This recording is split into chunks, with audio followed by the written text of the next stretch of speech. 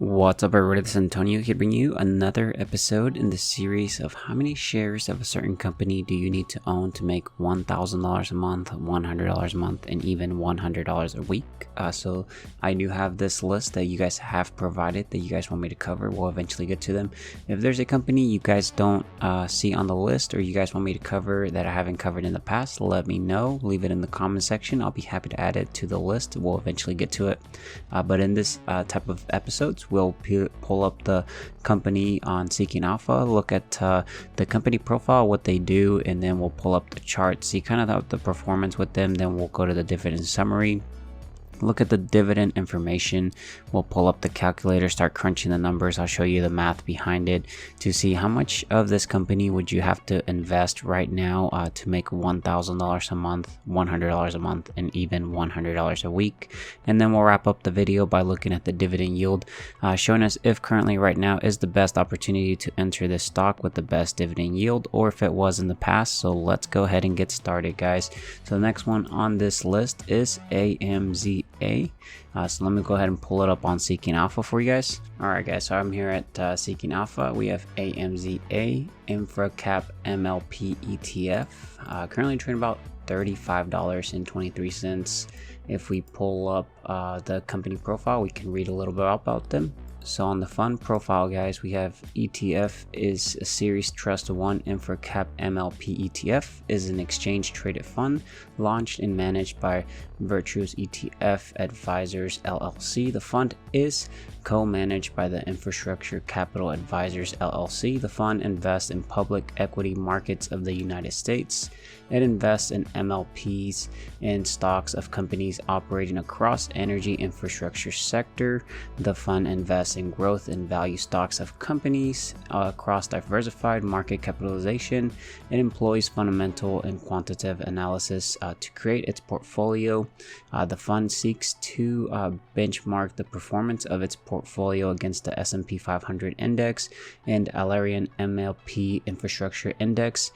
EFTS Series Trust 1 InfraCap MLP ETF was formed on October 1st, 2014 and is domiciled in the United States. So if we look at the fund details here, it is a fund type is a sector equity.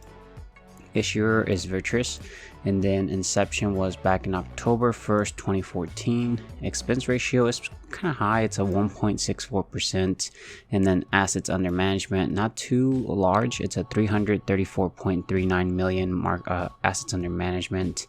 And then if we go ahead and pull up the company profile, the company itself, we can look at the charts. So if you look at the year to date on their performance, they are up 14.93% on the 1 year change. They are up 12.25%.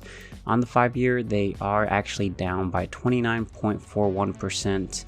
10-year change, they are actually also down, guys. You can kind of see back in 2014, they started at a price of about $234, a little bit higher than that potentially, but now the ETF is valued at $35.23. Not the best performance there. I'd probably stay away from them for my personal self there. If we look at the 52-week range here, you'll see that 52-week low is $28.89 at the 52-week low. On the 52-week high, it is at $37.72. It's trading closer to the 52-week high. And then the expense ratio again is a 1.64%. Dividend frequency, they do pay out monthly. Dividend rate, they pay out $2.88. And then the yield is a 8.16%. And again, assets under management is 334.39 million. And then if we pull up the dividend scorecard, we can kind of read a little bit about them, look at the dividend summary here. So dividend yield is an 8.16%. Annual payout is $2.88. So for one share of the ETF, you would get paid $2.88 annually. And then on the 5-year CAGR, it is negative 27.17%.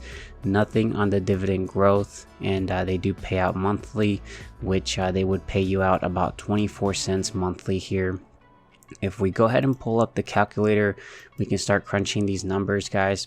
So the first one we want to figure out is how much of this company or ETF would you need to own to make $1,000 a month, assuming they don't cut their dividend. So we want to make $1,000 a month. There's actually 12 months in a year, so annually we do need to make $12,000. And then if you actually take those $12,000 divided by the annual payout, which is $2.88, this would actually give you the total number of shares that you'd have to own to make that amount of money. And then that means that we would have to own about 4,166 shares.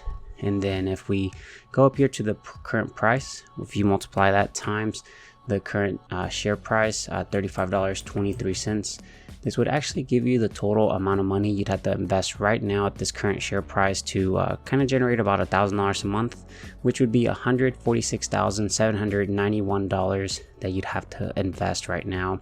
Also assuming that they don't cut their dividend, because it is a higher dividend yield, which typically it's a little bit more of a danger. If for me personally, I'd like to stick around with anything under about a 3% dividend yield is typically my sweet spot for my dividend yielding companies. But a quick way to calculate this is take the $12,000 you need to make annually divided by the dividend yield, and this will give you a quick rough estimate of how much you'd have to invest, which you'll see about $147,000. And let's go ahead and do the next one, which is $100 every single month. This one's typically a little bit more achievable because you do require a lot less capital. You could actually take the previous answer we just did divided by 10, but since we do have the calculator, we'll go ahead and do the math just for anybody that wants to see the math behind this. So we want to make $100 every month. So there's 12 months in a year. So annually we need to make $1,200. Again, divided by the annual payout, which is at $2.88. This gives you the total number of shares, which means that we need to own about 416 shares.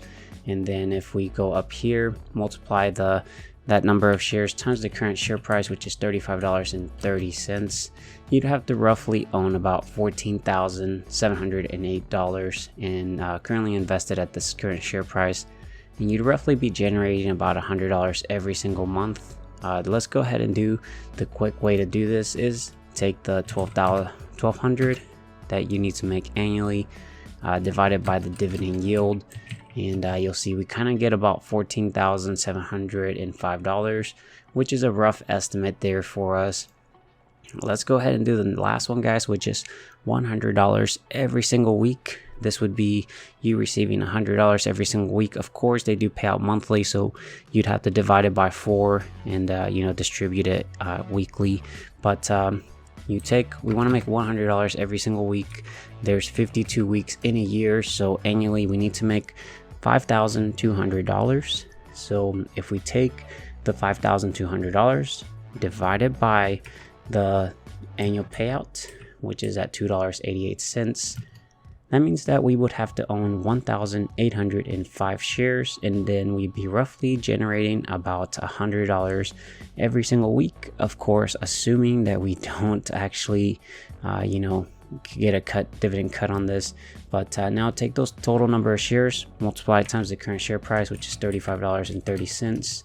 And you'll see we roughly would have to have invested about $63,736, and you would be generating those $100 a week. A quick way to calculate this again is take the 5,200 divided by the dividend yield, which is at almost 8%.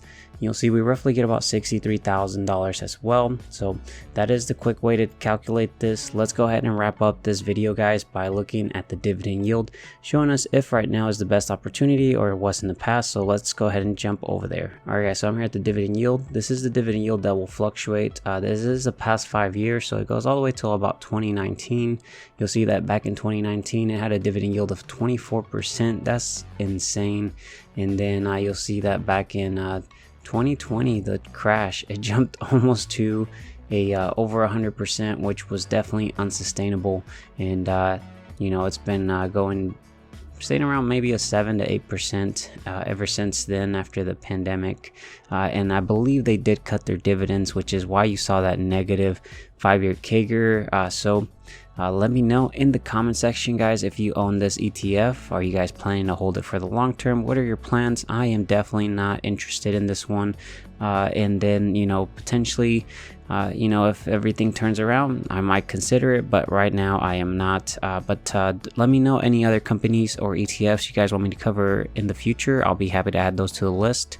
And don't forget to subscribe with that notification, help me reach that 20,000 subscriber mark as well. If you guys wouldn't mind dropping a big thumbs up, definitely appreciate it. Helps out the channel. And I will talk to you guys later. Take care, stay safe out there. Bye, guys.